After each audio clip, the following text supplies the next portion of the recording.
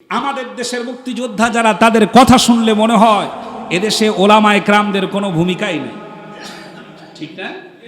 মুক্তিযোদ্ধাদের, এদেশের ওলামায়ে কেরামদের কোনো ভূমিকাই নাই। আমি ইতিহাসের পাতা থেকে কয়েকটা লাইন শুনিয়ে দিচ্ছি, ভালো করে খেয়াল করেন। মহান মুক্তিযুদ্ধের মাধ্যমে স্বাধীনতা লাভ করেছে আমাদের প্রিয় বাংলাদেশ। বাঙালি জাতির মুক্তি সংগ্রাম এবং মুক্তিযুদ্ধে দেশের সব শ্রেণীর মানুষের মতো ছিল আলেম ওলামা পীর বুজুর্গদের সক্রিয় অংশগ্রহণ। 25শে মার্চ কালারাতের পাকিস্তানি গণহত্যার পরিপ্রেক্ষিতে হানাদার বাহিনীর বিরুদ্ধে সর্বাত্মক যুদ্ধে ঝাঁপিয়ে পড়ে বাংলার মুক্তিকামী মানুষ। এই সময় বাংলার আলেম ওলামারাও তাদের সাধ্য এবং সামর্থ্য অনুযায়ী মহান মুক্তিযুদ্ধে অংশগ্রহণ করে। এই অংশগ্রহণটা আমাদের দেশের প্রত্যেকটি মুক্তিযোদ্ধারাই, অধিকাংশ মুক্তিযোদ্ধারাই সম্পূর্ণরূপে অস্বীকার করে। আমি ইতিহাস প্রমাণ তুলে ধরছি। এই যুদ্ধে যে সমস্ত ওলামায়ে কেরাম অংশগ্রহণ করেছেন এবং মহান ভূমিকা পালন করেছে, লক্ষ্য করেন সর্বদলীয় উপদেষ্টা পরিষদের সভাপতি, বাংলাদেশের মুক্তি সংগ্রাম এবং মুক্তিযুদ্ধে এক অবিস্মরণীয় নাম, যার নাম আপনারা শুনেছেন বারবার, মাওলানা আব্দুল হামিদ খান ভাসানী। আল্লাহ পাক তাকে জান্নাতুল ফেরদাউস নসিব করেন, বলেন আমিন। বেচারি কারাগারে তিনি গিয়েছেন, তিনি নির্যাতন সহ্য করেছেন, অপমান সহ্য করেছেন, কিন্তু ভারতের কাছে নিজের মাথাকে কখনো বিক্রি করে দেন নাই। তিনি ছিলেন মাওলানা আব্দুল হামিদ খান। তার কৃতিত্ব তারা তো স্বীকার করবে না, তার কৃতিত্ব তারা স্বীকার করবে না। বিশ্বাস করেন, তিনি বলেছেন ভারত হলো এই দেশের জঘন্যতম শত্রু। যেই জাতি, যেই প্রজন্ম বুঝতে পারবে ভারত আমাদের শত্রু, ওই প্রজন্মকে এই দেশ আবার নতুন করে স্বাধীন করা লাগবে। যেটা স্বাধীন হয়ে গেছে, কিন্তু আমাদের দেশের এখনো ভারতের কাছে মাথা নত করে দিয়ে, নত জানু হয়ে, সর্বস্ব বিলিয়ে দিয়ে ক্ষমতার চেয়ারে বসার জন্য পায়তারা করছে ভারত প্রেমী কিছু রয়ের সাহায্যকারী শক্তি দল। 7ই সেপ্টেম্বর 1971 5টি প্রধান রাজনৈতিক দলের 8 জন সদস্য নিয়ে সর্বদলীয় উপদেষ্টা পরিষদ গঠিত হয়। এই পরিষদের সভাপতি ছিলেন আমাদের প্রাণ প্রিয় নেতা মাওলানা আব্দুল হামিদ খান ভাসানী। লক্ষ্য করেন ভালো করে, মুক্তিযুদ্ধ শুরু হওয়ার পর 10ই এপ্রিল 1971 মুজিবনগর গঠিত হয়। কিছু কিছু মনে পড়ে? মুজিবনগর গঠিত হয় 17ই এপ্রিল। এই মুজিবনগরে সরকারের প্রধান একজন সরকার নিযুক্ত করা হয় 17 এপ্রিলে। যিনি সরকার ছিলেন, তিনি ছিলেন একজন হাফেজে কোরআন, বীর মুক্তিযোদ্ধা, নাম ছিল তাজউদ্দিন আহমেদ। মনে আছে? তাজউদ্দিন আহমেদ সাধারণ মানুষ ছিলেন না, তিনি ছিলেন হাফেজ। কি ছিলেন? হাফেজ, আলেম, শহীদ, বুদ্ধিজীবী। ভালো করে লক্ষ্য করেন, সিলেটের মাওলানা ওলিউর রহমান ছিলেন বাংলাদেশের মুক্তি সংগ্রামের একজন সক্রিয় কর্মী। তিনি শরীয়তের দৃষ্টিতে 6 দফার আন্দোলন এবং 6 দফা ইসলাম বিরোধী নয় বলে পুস্তিকা লিখে, লিফলেট লিখে মানুষের মাঝে বিতরণ করে জনগণকে একত্রিত করেছিলেন মহান মুক্তিযুদ্ধে অংশগ্রহণ করতে। 11ই ডিসেম্বর 1971 সালে তাকে আল বদর বাহিনীর অপপ্রচার চালিয়ে তাকে হত্যা করা হয়। লক্ষ্য করেন, 1972 সালে প্রণীত শহীদ বুদ্ধিজীবীদের তালিকায় ডাক্তার ওলিউর রহমান নামে অন্তর্ভুক্ত করা হয়েছিল এই মাওলানাকে। সম্মানিত ভাইরা, ওলামায়ে কেরামদের অংশগ্রহণ আছে, ওলামায়ে কেরামদের কৃতিত্ব আছে।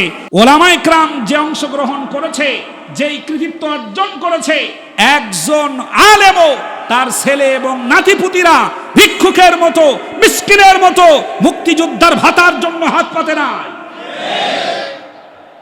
পেতেছে? পাতে নাই। তাজউদ্দিন আহমদের ছেলে নাম কি? সোহেল তাজ। হাত পেতেছে কখনো? বরং নিজের ক্ষমতার চেয়ারকে লাথি দিয়ে ক্ষমতা ছেড়ে চলে গেছে। এমন জঘন্যতম চেয়ারে আমার বসার কোনো প্রয়োজন নাই, কারণ তার বাবা ছিলেন একজন হাফেজ। স্বাধীন বাংলা বেতার কেন্দ্রে 2 জন সেই সময় অগ্রণী ভূমিকা পালন করেছেন মুক্তিযোদ্ধাদেরকে নিয়ে। 2 জন আলেম, সেই 2 জন আলেমের নাম মুক্তিযোদ্ধাদের তালিকায় আনা হয় নাই। সম্মানিত ভাইরা, চট্টগ্রামের আলেম মুফতি আব্দুস সুবহান ছিলেন একজন ভাষা সৈনিক। তিনি মুক্তিযুদ্ধের সময় নিজের সরাসরি যুদ্ধে অংশগ্রহণ করেছেন এবং নিজের বাড়িতে মুক্তিযোদ্ধাদের আশ্রয় কেন্দ্রে পরিণত করেছিলেন। ধন্যবাদ তাদেরকে। মাওলানা আব্দুস সুবহান তার বাড়িটাই বানিয়ে দিয়েছিলেন মুক্তিযোদ্ধাদের বিশ্রামাগার, মুক্তিযোদ্ধাদের অস্ত্রাগার, মুক্তিযোদ্ধাদের পরামর্শ একটা বৈঠকখানায় পরিণত করে দিয়েছিলেন।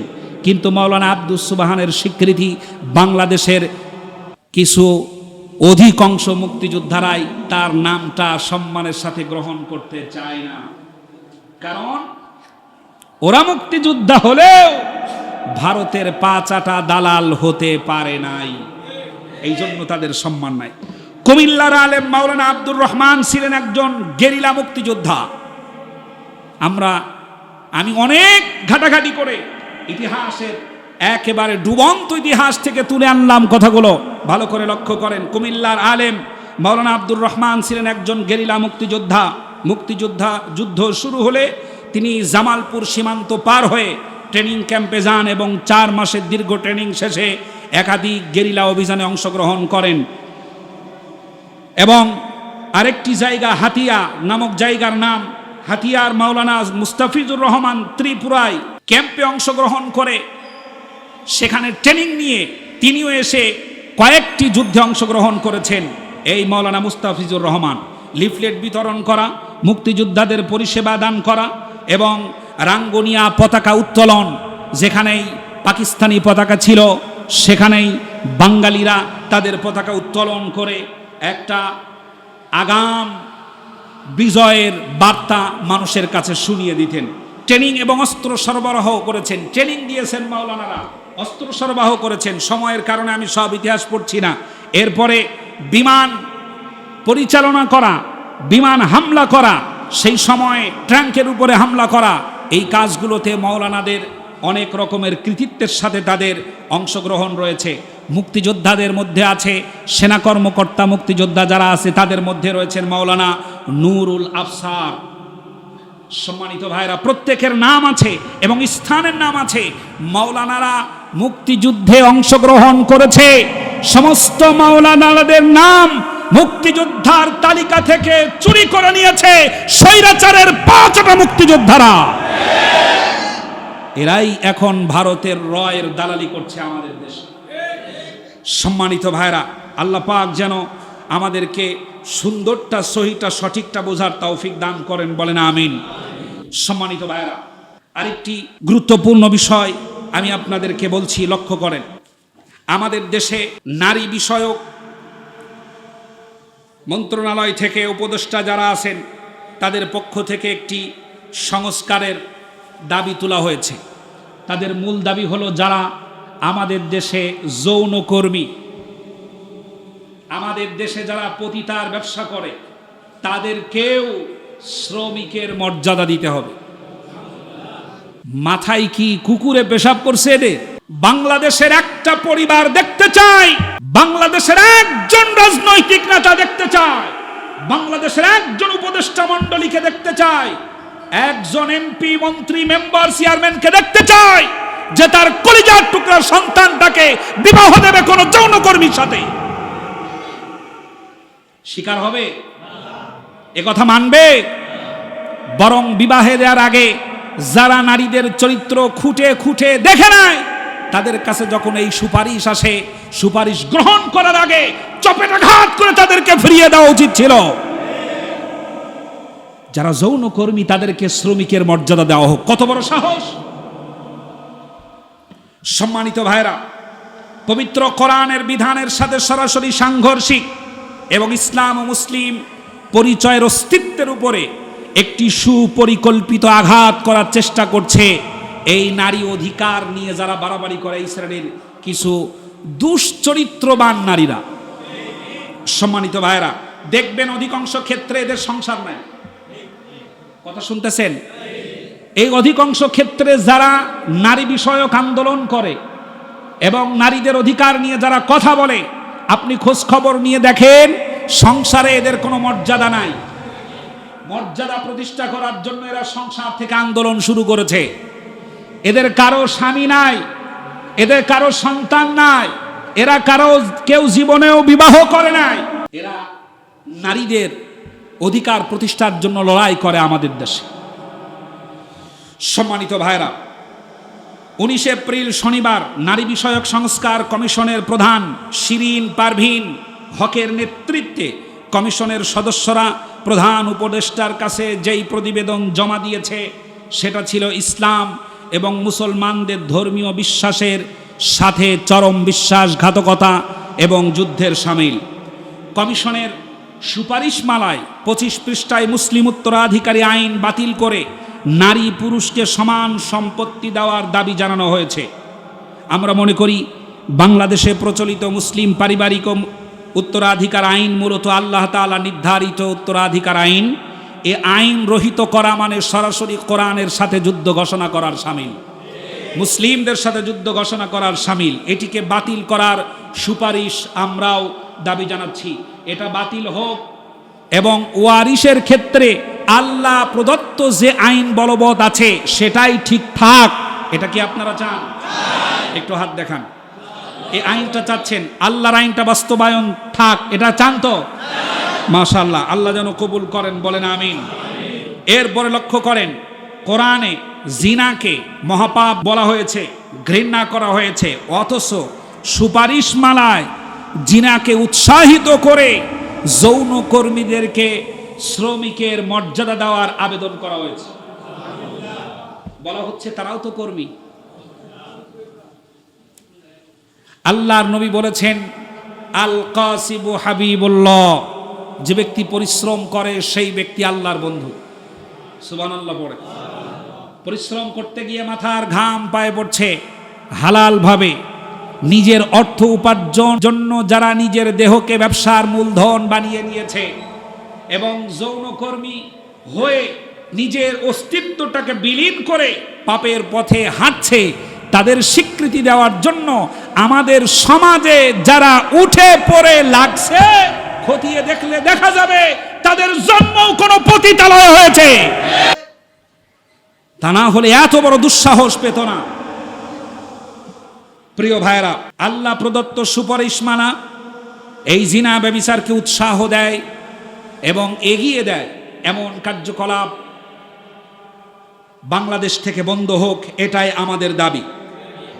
সম্মানিত ভাইরা, কমিশনের সুপারিশমালায় 9 পৃষ্ঠায় আরেকটি মারাত্মক কথা বলা হয়েছে, সকল ধর্মের জন্য অভিন্ন পারিবারিক আইন প্রণয়ন করা হোক। খেয়াল করেন, সকল পরিবারের জন্য, সকল ধর্মের পরিবারের জন্য একটা আইন করা হোক। তার মানে কোন ধর্মেই তারা বিশ্বাস করবে না। পারিবারিক ধর্মীয় যে অনুশাসন আছে এই শাসনটা বাদ হোক এবং তারা যে আইনটা প্রণয়ন করবে সে আইনটা বাধ্য করা হোক। যা বাস্তবায়ন করা হলে মুসলিম, হিন্দু, খ্রিস্টান, বৌদ্ধ সবাইকে পারিবারিকভাবে ধর্মীয় যে একটা শেকলে আবদ্ধ আছে এটাকে চূর্ণ বিচূর্ণ হয়ে যাবে। হিন্দু যতই সে হিন্দু হোক, পরিবারের একটা শাসন, ধর্মভিত্তিক একটা শাসন পরিবারে আছে না নাই? মুসলিম হোক, পরিবারে ধর্মভিত্তিক একটা শাসন আছে না নাই? আছে। খ্রিস্টান হোক, ধর্মভিত্তিক একটা শাসন আছে না? আছে। খেয়াল করেন, এখানে যারা আছেন, স্থানীয় এবং বাহিরের যারা আছেন, যদি প্রশ্ন করি আপনার ছেলেকে খ্রিস্টান নারীর সাথে বিবাহ দিতে রাজি আছেন কি? আপনার ছেলেকে হিন্দু মেয়ের সাথে বিবাহ দিতে রাজি আছেন কি? এটাকে যারা একেবারেই কিছুই মনে করে না, তাদের মধ্যে ছিল আমাদের দেশের প্রধান একজন ছিল স্বৈরাচার শেখ হাসিনার ছেলের বউ। ওনার ছেলের বউ, ছেলে মুসলিম ঘরে জন্ম আর বউ কোথাকার? খ্রিস্টান। এরা আপনাদেরকে ধর্মীয় অনুশাসন মানতে বাধ্য করবে? সম্মানিত ভাইরা, এমতো অবস্থায় দেশের বিজ্ঞ আলেম সমাজ এবং আমরা মনে করি বর্তমান অন্তর্বর্তীকালীন সরকার উপরোক্ত বিষয়াদি বিবেচনা করে জনগণের স্বার্থে বাংলাদেশ গোটা বিশ্বের দ্বিতীয় বৃহত্তম মুসলিম দেশ হিসাবে মুসলিমদের আবেগ অনুভূতির সাথে বিশ্বাসঘাতকতা করবে না, এটাই আমাদের বিশ্বাস। আল্লাহ পাক যেন হেফাজত করেন, বলেন আমিন। সর্বশেষ যে মেসেজটি দিতে চাই সেটা হলো এই, লক্ষ্য করেন, আমি কয়েক জুমা ধরেই বলছি